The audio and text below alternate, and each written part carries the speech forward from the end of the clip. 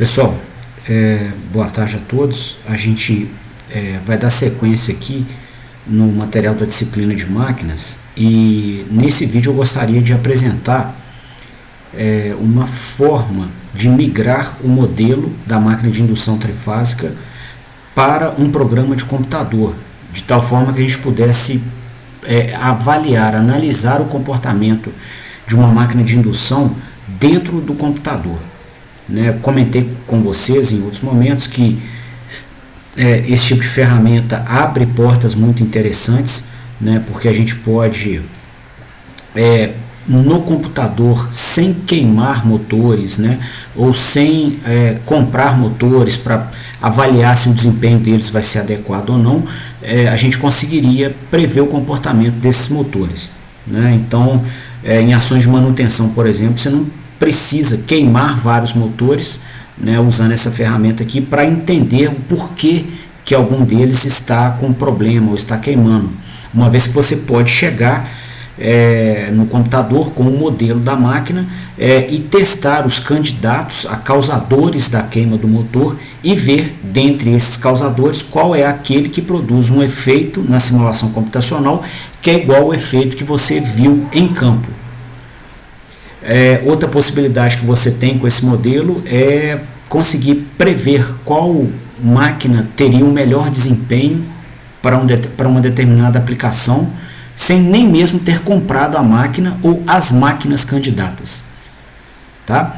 Então, esses aqui são só dois possíveis cenários onde você pode colher ganhos muito interessantes pelo uso do modelo da máquina.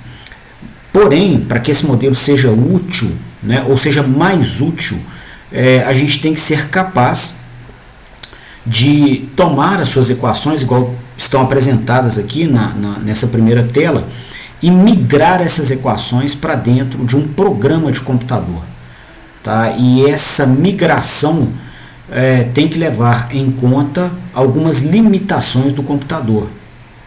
Tá? Então não é muito trivial a migração das equações de um modelo para um computador, para um programa de computador, porque existem limitações que eu vou apresentar durante a aula que tem que ser contornadas, ok? Bom, inicialmente a gente vai pensar aqui na estrutura geral, de um programa de computador que simule o comportamento da máquina, tá? Então, um programa que viesse a simular o comportamento da máquina, ele seria estruturado através de um laço de programação, um for, um while, um do while, ou seja, um laço de programação. E nesse laço, você iria avaliar o comportamento da máquina em um intervalo de tempo que fosse do seu interesse. Tá? Então, digamos que você quisesse, por exemplo, estudar qual seria o comportamento do sinal de velocidade mecânica mediante uma entrada de carga. Tá? Digamos que a máquina partiu, chegou em regime e em um determinado instante entrou carga. E você quisesse avaliar, por exemplo, qual o valor que a velocidade final atingiria depois da entrada de carga, que aconteceu nesse instante aqui, ou você quisesse avaliar qual que é a amplitude das oscilações que ocorreram aqui durante o transitório que sucede à entrada de carga, ou digamos que você quisesse avaliar aqui um intervalo, o tempo total gasto para que a máquina entrasse de novo em regime permanente. Então, assim, uma série de possíveis explorações que nós podemos fazer com o modelo. E aí a gente fosse usar dessa ferramenta computacional para conseguir fazer essas explorações. E essas explorações durassem um intervalo de tempo total aqui de 8 segundos, por exemplo. Tá? Então, a forma como o programa iria se estruturar para que a gente pudesse fazer um estudo dentro desse intervalo de tempo mostrado seria essa aqui, ó. A gente vai fazer um laço, né, para o tempo igual a um tempo inicial que seja do nosso interesse. Por exemplo, aqui nesse cenário pode ser 0 segundos, tá? Até um valor de tempo final, no nosso exemplo, né, seria aqui 8 segundos, faça. E dentro desse laço do programa, a gente repetiria o cálculo das equações do modelo diversas vezes, né? Então a gente ia pegar aqui a primeira equação do modelo e colocar aqui a segunda equação do modelo e assim por diante, né? Até a gente processar aqui a dinâmica do eixo mecânico com a expressão do torque e a segunda lei de Newton.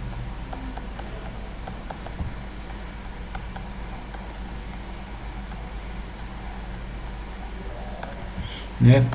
Nós então, após processarmos o comportamento das equações do modelo, né, a gente ia armazenar os sinais de interesse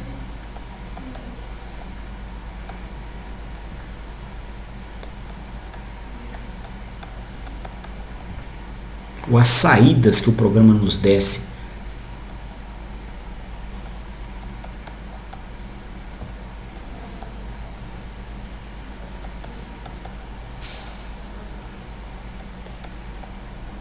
então a gente ia fechar o laço.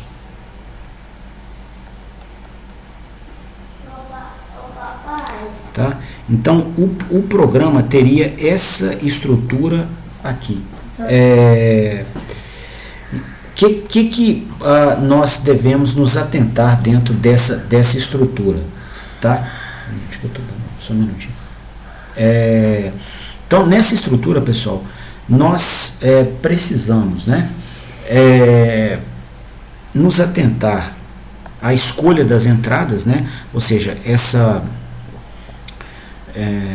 máquina recebe como entradas a tensão de estator, a tensão de rotor e o torque de carga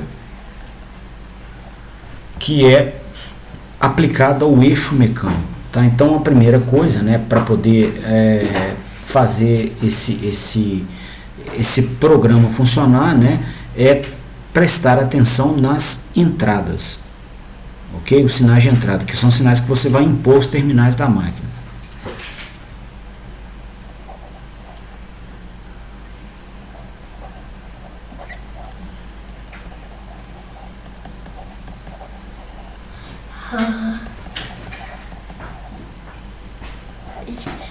Já viu isso? Está enchido. Depois você tira. Depois, pessoal, a gente ia ter que tomar cuidado aqui no processamento das equações do modelo. Tá?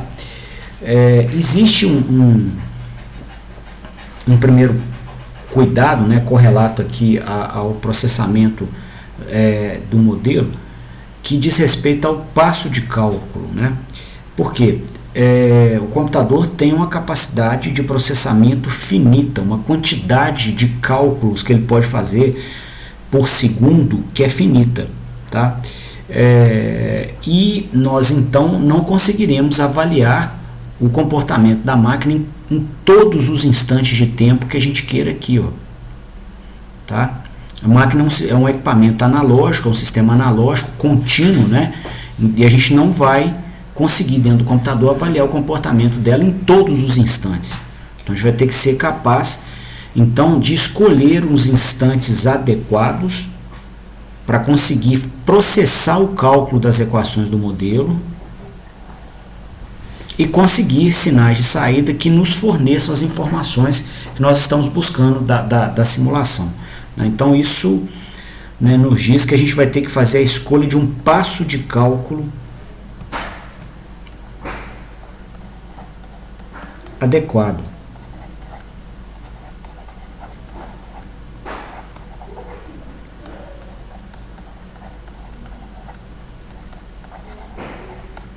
tá? O DT, o avanço que a gente vai fazer no tempo, ou seja, cada execução do laço de programação vai ser feita entre instantes de tempo que estão separados entre si de DT segundos.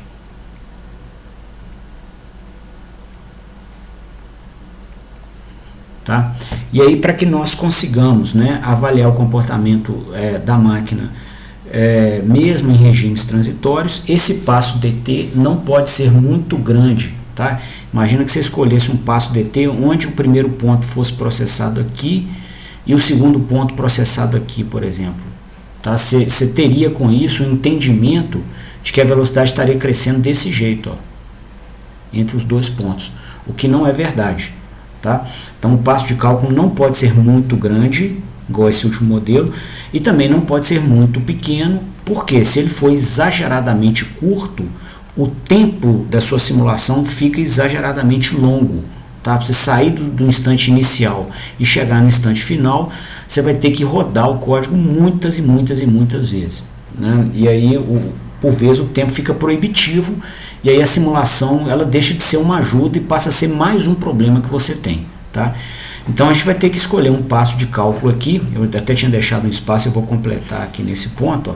E a gente vai ter que escolher um passo de cálculo que seja então adequado, né, para equilibrar esses dois extremos. A simulação não pode ser demorada demais com um DT muito pequeno, e você não pode ter um passo de cálculo muito grande para que a sua simulação não seja representativa, ou seja, o resultado que sai da simulação não traduz o que acontece com a máquina real em campo. Tá? Então, tipicamente aqui, pela dinâmica dos sistemas eletromagnéticos, é comum a gente colocar esse DT entre 1 microsegundo e 10 microsegundos aproximadamente. Tá?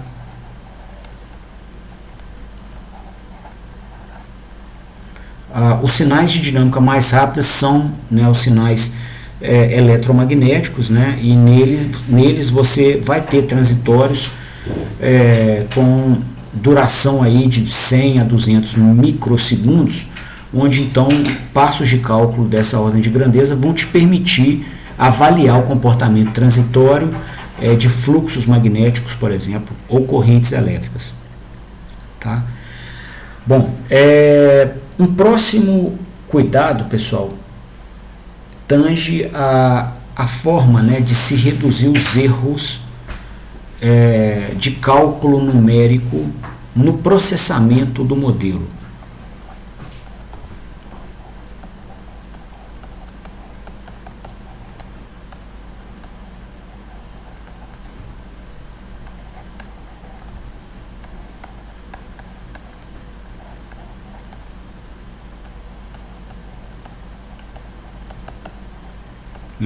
E a redução desses erros é relevante que a gente cuide delas, ou dela, né?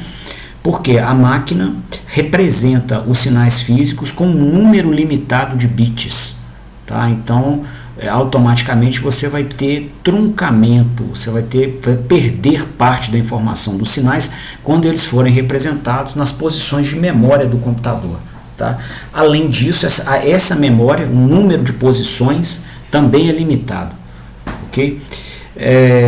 E com esse erro de representação, a gente pode aumentar, né, ou amplificar os erros de representação dos sinais entre um laço de execução e o próximo, de acordo com a forma como a gente manipula os dados ou processa os cálculos, as multiplicações, as divisões presentes na máquina.